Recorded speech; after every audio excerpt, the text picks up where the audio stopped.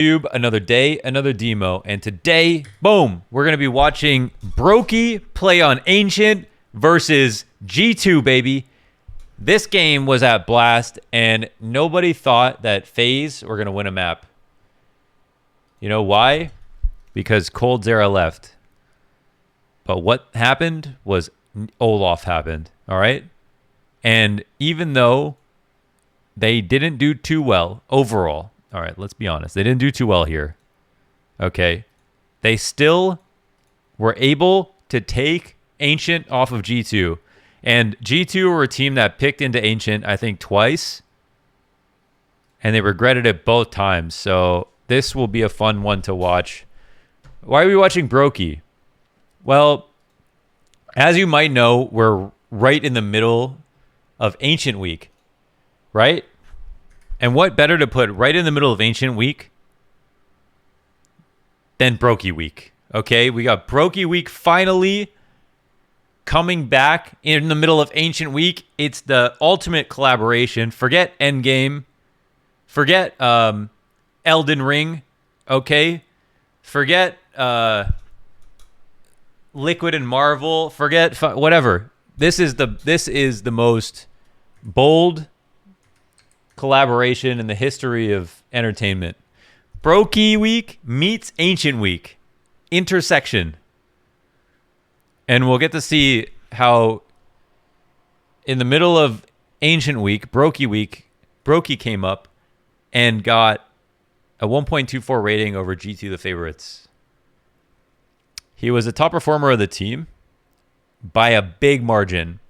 And there's a round I think some of you have seen that will show why. So why don't we waste no more time and get into it. Broky X Ancient Week, the collaboration. I don't know what the thumbnail for this is going to be, but I'm excited. And furthermore, let's watch the whole thing. Holy shit.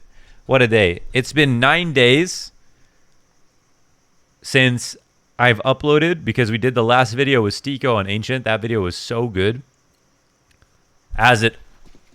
We're 2 for 2 on. Look at this guy, bro. This guy's literally finishing his food. Skipping the knife round. Oh my. Oh my gosh. I wonder what Nico said. Oh. What the. Okay. Oh, this is for real. Okay. Okay. This is the first upload in 10 days because I'm recording it on day 9. Shout out to day 9. But I'm going to upload it on day 10. I got to ask for a thumbnail. It's going to be an emergency thumbnail. But we got to make it happen. And the reason is because when I was in Copenhagen, the pandemic just like almost ended there. Okay, they just opened up everything. The mask mandate ended while I was there. People were on a different level of happiness, okay? And while I was there in the last 2 weeks, I left LA to go quarantine in Copenhagen because I didn't have enough time to go back to Toronto. So I'm back in Toronto after being away for almost 2 months because I couldn't quarantine back here. And I just went from Blast to quarantine here to Flashpoint for a full month to quarantine in Copenhagen to Copenhagen for the Blast Premier Spring Finals. And now I've just gotten back. And I was like, man, I should just chill in LA for longer. But when I went to Copenhagen, it was like 25 degrees every day. I was biking every single day. I was spending every day biking around, jumping into the ocean off the harbors because the harbors are super clean. And then just getting a beer, driving around the city or biking around the city, jumping in the harbor. I was living the life. I went to see my physiotherapist yesterday for my back. I'm still working on it. And he said, "You got so black." And I was like, yes, I'm so black now. I actually got the craziest tan because I spent all day biking around, jumping in the ocean. No sunscreen because, you know, that's the whole point of, you know what I mean? I'm protected from the sun. And who knew that the Copenhagen sun could be so hot? It was beating down upon us. blessing us. It was so wonderful. Every night was wonderful. Every day was wonderful. So I said, you know what? You know, we haven't had to go through a lot, all right, over here in North America in our generation. We've had it pretty fucking easy, right? And this past year was pretty bad, right? And it's kind of almost ending, at least in some places now. And if you're still going through it, stay strong. But in the places that it's kind of ending, hold on, the round's starting.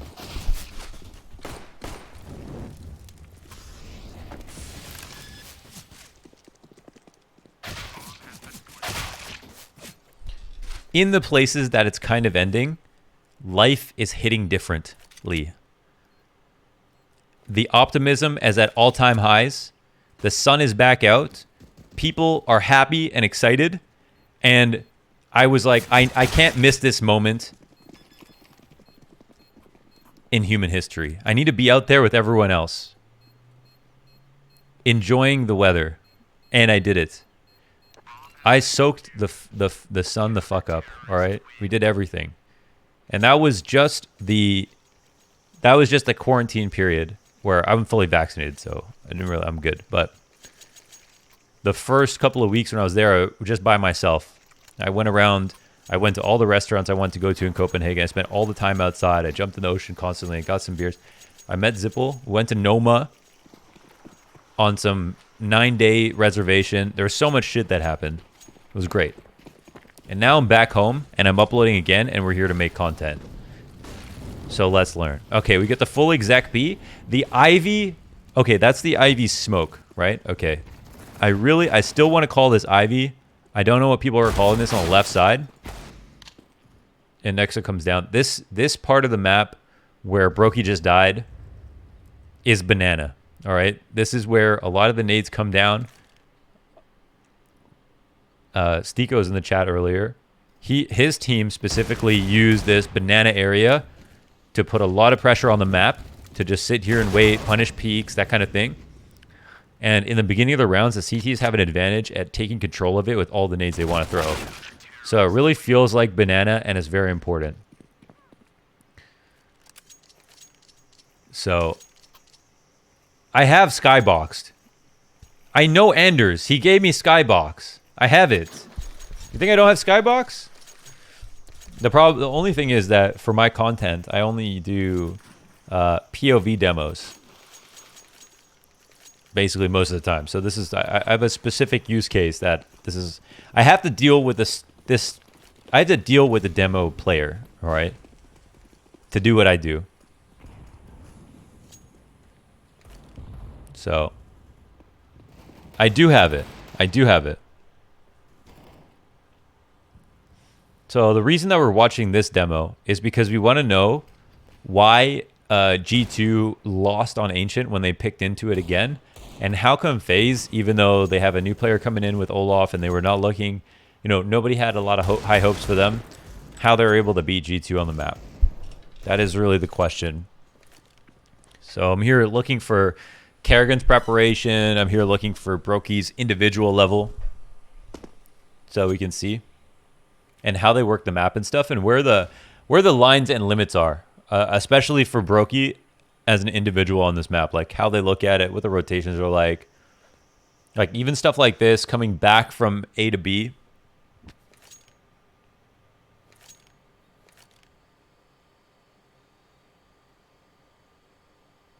Wait, am I crazy? Did FaZe not win this map? Oh my god, wait, was this the wrong map?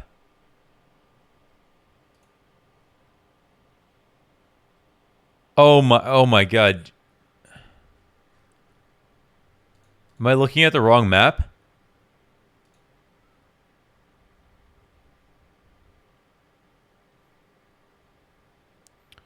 Oh my, they beat Na'Vi. Oh, they beat Na'Vi. Oh my gosh. We're still watching this because it's Broky X Ancient Week. And nothing can interrupt that. So he was the best rated player of the team in this game that they lost to G2. But I'm not switching over to watch FaZe play against Navi. That's Jan Resident Sleeper. What we're here to do is watch Broky dumpster G2 while losing. That's the idea. Let's pay attention.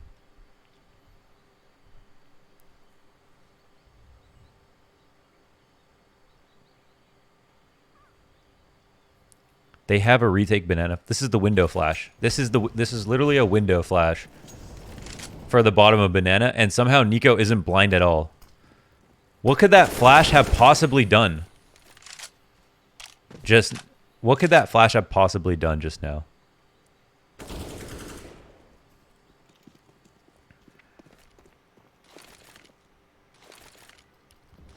He was in the position that they wanted to flash. And then he roams. Oh my god. And then he roams free. See why we're watching this demo? Do you get it now? Do you get it?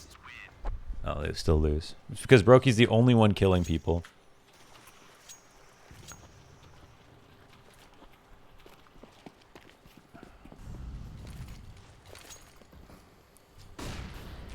Yeah, you get it now. Wow, this guy has so many flash positions. Maybe he's just flashing everywhere. Who knows? He's hard to kill. Let's skip through. Has Valve fixed the rotations? The water? They haven't fixed the water bug? Did they fix the wallbang in B? I feel like I would know this, but I've just been casting. I haven't been even... They didn't fix either thing. Okay. Okay, they need to fix these things. I think they said they would. So. Listen, for everybody wondering, what's Broky Week? Well, Broky Week was a week that I canceled because it was a week where we were going to do a video every day of the week on Broky. And then I canceled Broky Week. And now everyone says, when's Broky Week? When's Broky Week gonna finish? And the reason that I canceled Broky Week was because I found that the more Broky demos I watched, the less I liked Broky. I have to put it like that. On day 3 of Broky Week, I came in with my hopes really high to learn a lot about Broky and this young opera who was getting so many clutch rounds on FaZe in his first year, whatever. And the more I watched, the more disappointed I was in the fact that at the time, this was last year, Broky was a very, very careful opera. Can I say careful? That's a nice way to put it. He was a very safe opera, all right? And I noticed one real big flaw of Broky was that, number one, he was a great player. He had the stats to prove it. He had the clutch rounds to prove it. But was he a good opera? In my opinion, no. Last year, I think he's quite popular. He has a lot of fans, so I'm not holding this against him. But I think that he got a lot of attention, and for good reason because of his clutches and stuff like that. But I think his opping was actually not that good last year. But in the past year, he's developed a lot. I think like Montu, he's also developed a lot in the exact same ways, where they had the stats before to show they were good, but they weren't actually having the impact. And now it feels like the stats are coming up, the impact is coming up a bit more. And what we're looking for with Broky is not for him to necessarily be the first person out every time. He's still not that guy. He still plays relatively quiet CS, pretty slow, pretty careful, and is very good to have a live last because he's very good in the clutch. But he knows how to take risks a little bit more now. And I think that's also something I'm going to be looking for here in this demo. So I think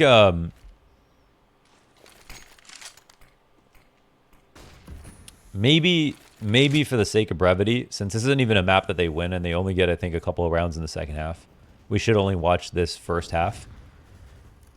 There's a round I'm fishing for, okay, that if some of you watch this game and you know what round it is, but I remember watching it live and saying, holy shit, I need to watch this POV. So let's see it. It's really cool, and it also is something that I think I said this when I was streaming, that on the A site they added the ruins or the temple or whatever you guys are calling it. And oh, what's this? That looks like it just smoked CT side basically.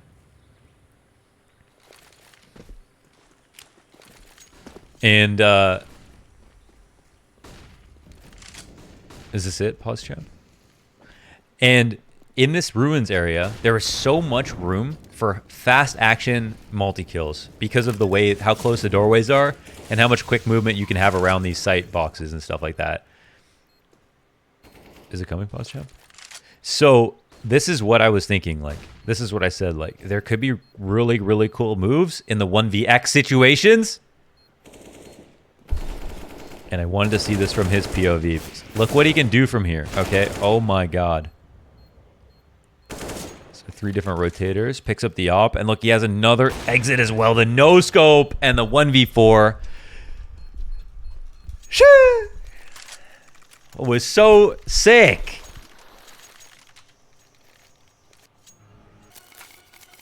Oh shit. It wasn't this round.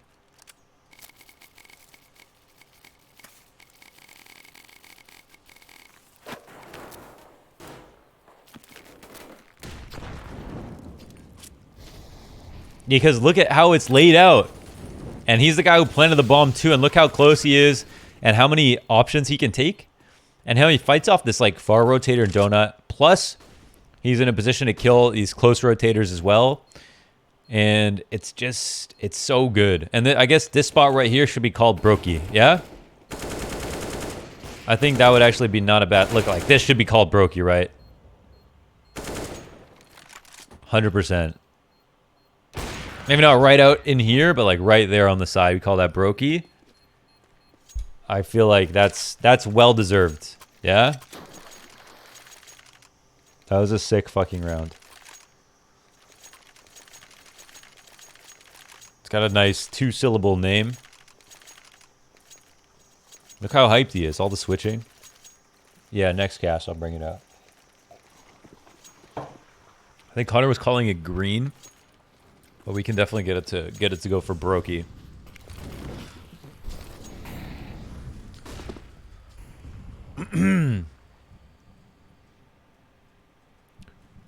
Well, they got Rain to rush cave in this spot so they can take mid.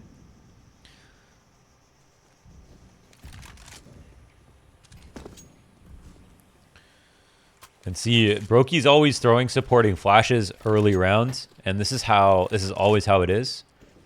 He kind of sets other people up, and then he goes in and then, you know, meets with them. He basically refrags a lot. And we've seen already in this game that a big reason that he's got kills is because entry fraggers are not getting kills. They're like not even trading for himself. It's really only been Broky who's getting any trades, which I think ultimately is how FaZe hit top 40 in the world, because they just have too many good players.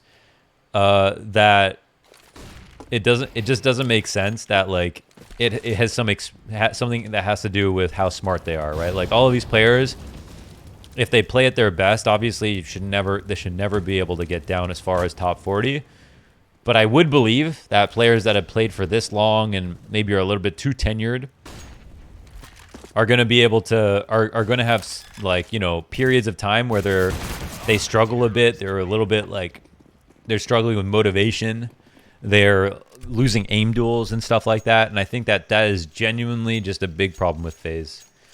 They just they're not all playing incredibly well, honestly, which is just a genuinely bad issue. But I have big faith in Twist. I have big faith in Broky as well. I mean, they struck gold with Broky, even if his rookie year maybe he had some issues. Of course he did. Only Zywoo is the only player who had had an incredible first year. I mean, everybody else is going to have a learning period, a period of time where they need to improve things. even the even still some of the other very best players in the world. So I think when we look at, I think that's a conversation that needs to happen more around certain players. Like, people were very harsh on Montu because he was on a team that got into the top 10, but people forgot that he was literally a rookie last year. And so he played very, very well for being a rookie, but it feels like people are quite harsh in that regard when it comes to players. Oh, they played this well, but they don't take into account, wow, they literally have not even been playing tier 1 CS for that long. And that went for Broky, that went for Montu last year. And there's another name I'm forgetting too.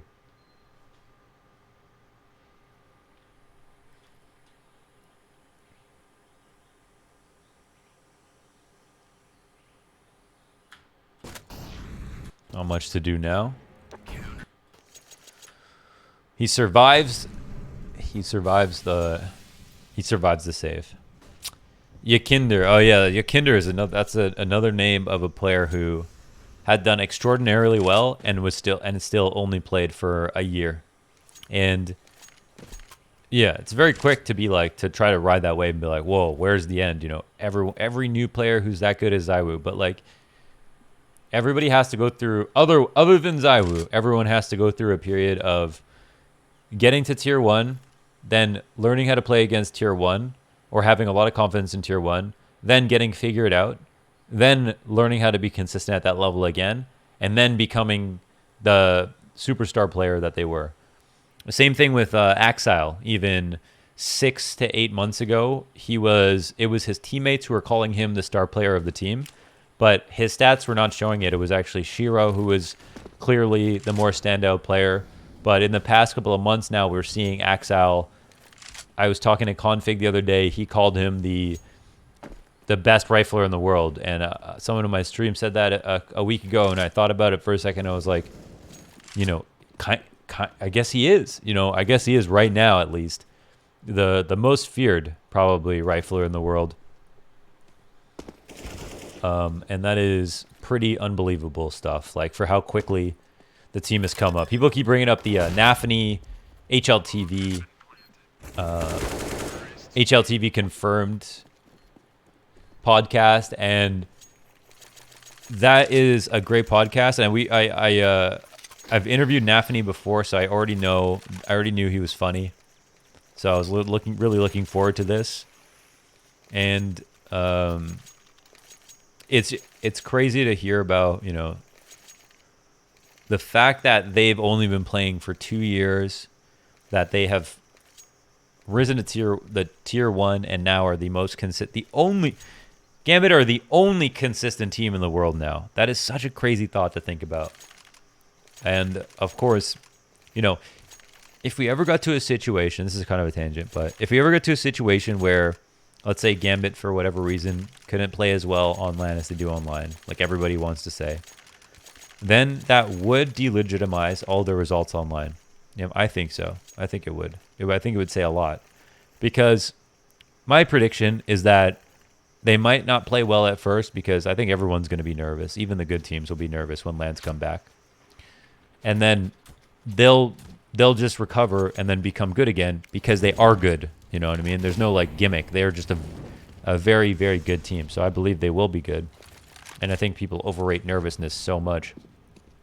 And they underrate preparation and efforts and, you know, clear skill. And it's I don't really understand how anybody who watches CS properly could ever just write off Gambit. Like, it doesn't make any sense. So my prediction is they'll be good, but they might slump at first as they get used to things. Like, you know, even the fact that Shiro, I've tweeted about this as a joke, but he's been, you know, gaming in an IKEA Marcus, where you're gonna have like a different chair on LAN, and you're gonna be different desks and stuff like that. That's part of what makes you a good LAN player as well. Is like, can you just play on any setup? That literally is part of what can define you as a player. Like, can you just play in any setting, any setup? The AC is too high, the white noise is too loud. You know, you can't get the monitor settings just right. You know, all that stuff. All right, so we got a full exec into the A site, finally on another rifle.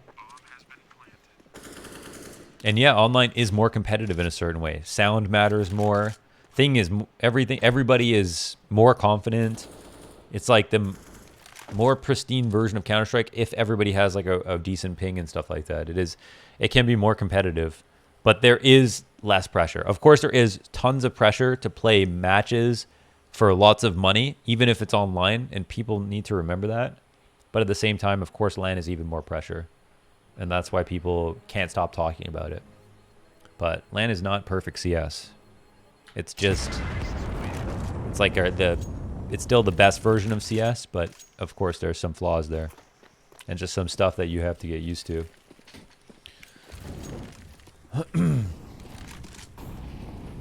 Kerrigan uploaded this game in series of voice comms on YouTube channel.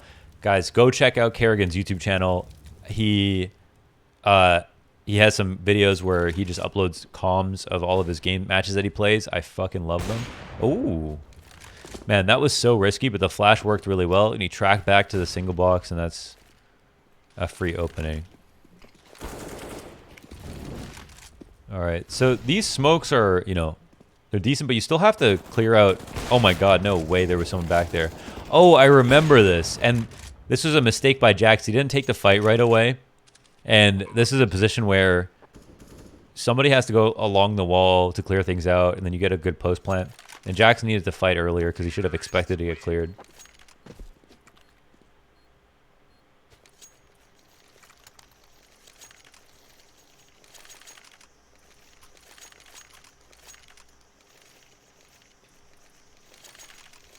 Yeah.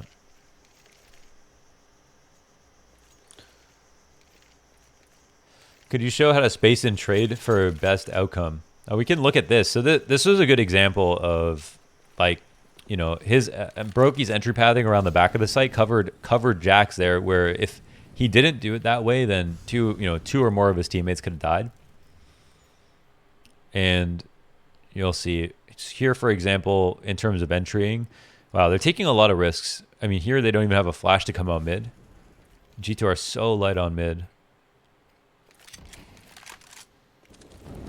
They have the late smoke down. Is he just going to peek this? Wow, he's just going to just dry peek it. And hope there's a rifler in here, I suppose. Almanac was opping on the A side. I don't know if they have pistols right now. But this seems kind of risky. So I think the idea is that if you make sure that nobody's in donut and can't see you, which they didn't do properly, then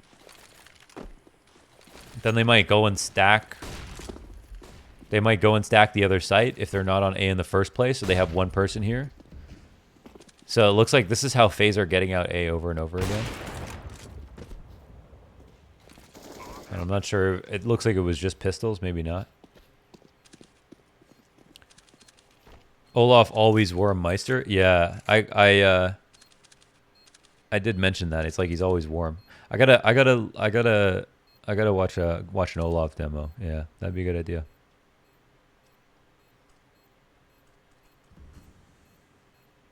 So yeah, the one move that we see here is they really took a lot of risks at mid to clear out donut just to see if anyone's playing in there, and then they just hit A right after that. The way they cleared out mid was incredibly dangerous though, and Broky could have died if someone was holding the right angle. But the risks pay off, and they do it without nades, so they don't give a lot away. Here's that flash that Broky threw last time where Nico was tucked in the corner, and it's just a flash that goes over the door. And the idea is to just retake banana, basically.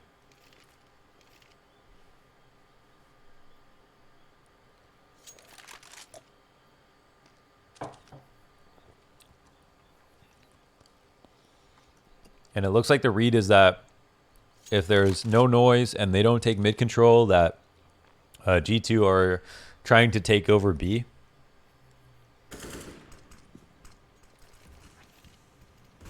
So let's see how they approach it.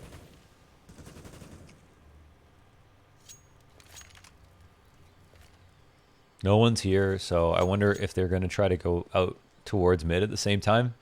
There's 50 seconds on the clock. Oh, they were just clearing out mid this way. Where the hell are G2 at? No one's pushing anything.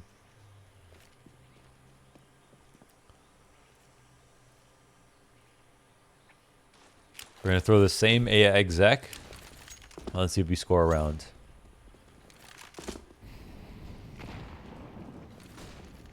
We threw one extra Molotov here. So there was 2 players doubled up last time.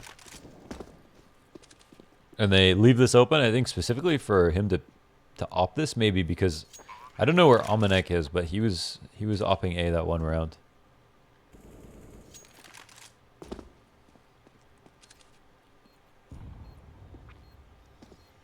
And they basically need how they operate is they have everyone explode around Broky. This is kind of like how Shiro works as well. He just plays very, very far in the back. And the idea is to have an incredibly low death per round stat. Make sure that op never dies ever. And keep it in every single round. And let it have impact where it can find it. And when you explode onto a site, have it be like 4th or 5th in. And get all the refrags you need it to. And just basically surround it with pawns so that it can't be attacked, you know. Treat it like a very expensive piece that it is. And it feels like that is a strong way to use the op right now. Not that FaZe is a shining example of how, you know, things should run at the moment, but Shiro on Gambit is a well-protected opera that plays far in the back, incredibly baity style. And the idea is low DPR, so you save the money. Oh shit, what a shot. So you save money on having to rebuy. You always threaten the op, so you mess up your opponent's buys. And use it very, very tastefully in moments where you feel like you need to take a risk, but not all the time, not every round. In the same way that Simple takes so many opening duels.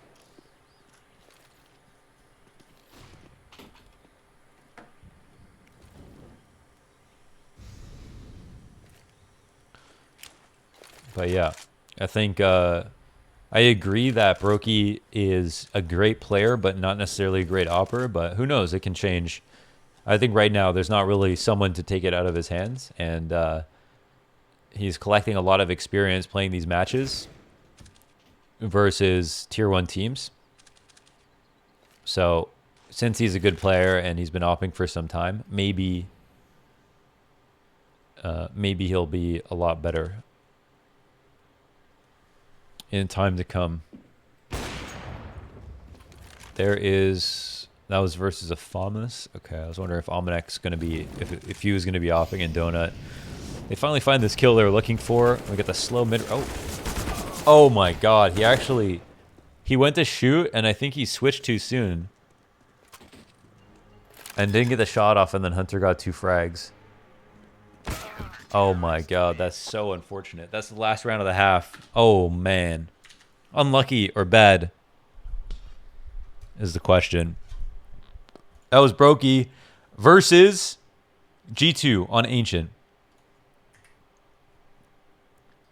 We've all done that before, okay? Don't lie and say you haven't. Wow. I thought, I was so sure, I was so positive that they won this game. I didn't read the scoreline properly. And I think I only saw the first half with that Broky 1v4. And then I was conflating it with this Ancient game versus Na'Vi, where Broky did, well, they were all fine, but he wasn't like a top performer or anything. Oh, Kerrigan went crazy, actually. I remember this game. Wow, not a single Na'Vi player broke through the scorelines of anyone on FaZe. Yeah, Kerrigan just killed this one.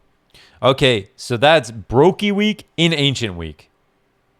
In the middle of Ancient, spliced. It was fun to watch. It was a little bit like Broky week. Slow playing, coming out for a refrag here and there, watching his teammates die in front of them, then getting the kills. That's the full Broky. That's the 360 Broky experience. But there are better examples actually of Broky playing even more effectively and like impactfully for his team. And I think they're coming up more and more. I really do believe he's improving, but we're still watching that progress, which is cool, which is great. There's a lot of young players coming up that are having just amazing opening years and haven't played for that long. And honestly, you know, Broky's a really good example of that. So cool. I hope you enjoyed that one, and let me know what you want to see in the next part of Broky week. I think Ancient week, not Broky week. Not Broky week. Maybe two more videos for Ancient Week, and we'll complete it.